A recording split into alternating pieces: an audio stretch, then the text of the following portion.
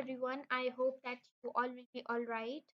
तो जो previous topic मैंने डिस्कस किया था वो था osmo regulation in aquatic fresh water animal. आज हम डिस्कस करने जा रहे हैं osmo regulation in aquatic marine animal.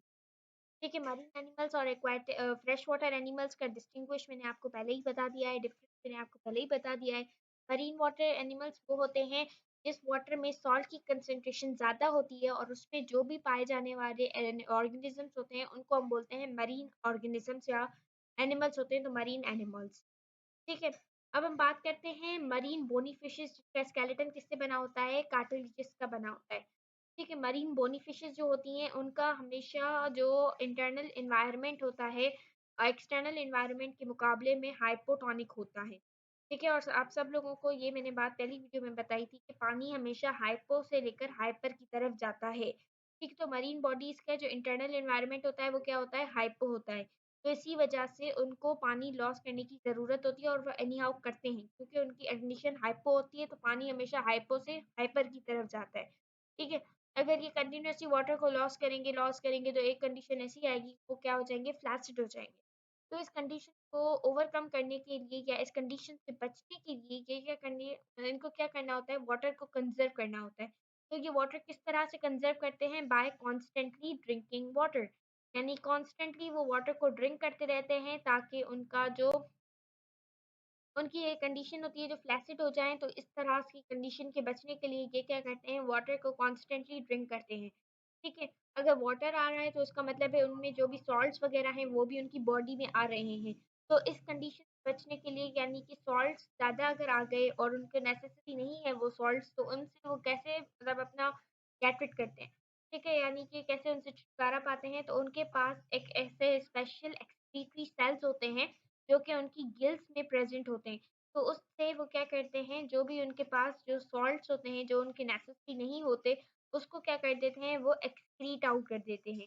अगर दूसरी बात कर दी जाए तो उनकी किडनीज का जो फिल्ट्रेशन रेट होता है वो बहुत ही लो होता है। तो इसी वजह से कंसंट्रेटेड यूरिन ज़्यादा क्वांटिटी में एक्सक्रीट नहीं होता, स्मॉल क्वांटिटी में कंसंट्रेटेड यूरिन जो है वो एक्सक्रीट हो जाता है क्योंकि उनका जो फिल्ट्रेशन रेट ऑफ किडनी है वो क्या है, वेरी लो है। ठीक है, तो ये था हमारे पास कुछ पॉइंट्स, और कुछ पॉइंट्स ये हैं वो ये हैं कि मरीन बोनीफिशेस का तो हो गया, लेकिन अब शार्क और रेज वगैरह हैं, ये कैसे अपनी कंडीशंस को मेंटेन करती हैं। तो ये क्या करती हैं, इनका जो भी बॉडी का एनवायरनमेंट होता है, इंटरनल एनवायरनमेंट हो, उसको हमेशा हाइपरटोनिक रखती है ताकि पानी जो है वो क्या आता रहे, एक्सटर्नल एनवायरनमेंट से इंटरनल एनवायरनमेंट में आता रहे। ठीक है, तो ये कैसे रखती हैं अपनी कंडीशन को हाइपरटोनिक, इन कंडीशन को ऐसे रखती हैं कि अपने अमोनिया को क्या कर देती हैं, यूरिया में कन्वर्ट कर देती हैं, जिसकी वजह से उनकी जो बॉडी का टेम्परेचर होता है वो हमेशा क्या रहता है, हाइपरटोनिक रहता है, और पानी जो है हमेशा बाहर से आता रहता है। ठीक है, अगर वही बात है, पानी अगर बाहर से अंदर की तरफ आएगा, एक्सटर्नल से इंटरनल की तरफ आएगा, तो उसमें सॉल्ट्स होंगे वो भी आएंगे। ठीक है, तो वो कैसे रिमूव होते हैं, उनके पास स्पेशल सॉल्ट ग्लैंड्स होते हैं, इस बार वो उनके गिल्स में नहीं बल्कि उनके रेक्टम में होते हैं, जहाँ से वो सॉल्ट्स वगैरह को एक्सक्रीट कर देते हैं। इस तरह से उनको कोई प्रॉब्लम नहीं होती वाटर लॉस की। ये कुछ पॉइंट्स। अब एमडी के हिसाब से कुछ इम्पोर्टेंट पॉइंट्स हैं कि मरीन इन्वर्टिब्रेट्स और हैग फिशेस। ठीक है, ये हमारे पास एग्जांपल में आ सकता है। मरीन इन्वर्टिब्रेट्स और कौन से, मरीन इन्वर्टिब्रेट्स और हैग फिशेस जो होती हैं उनका बॉडी का एनवायरनमेंट क्या होता है, आइसोटोनिक होता है।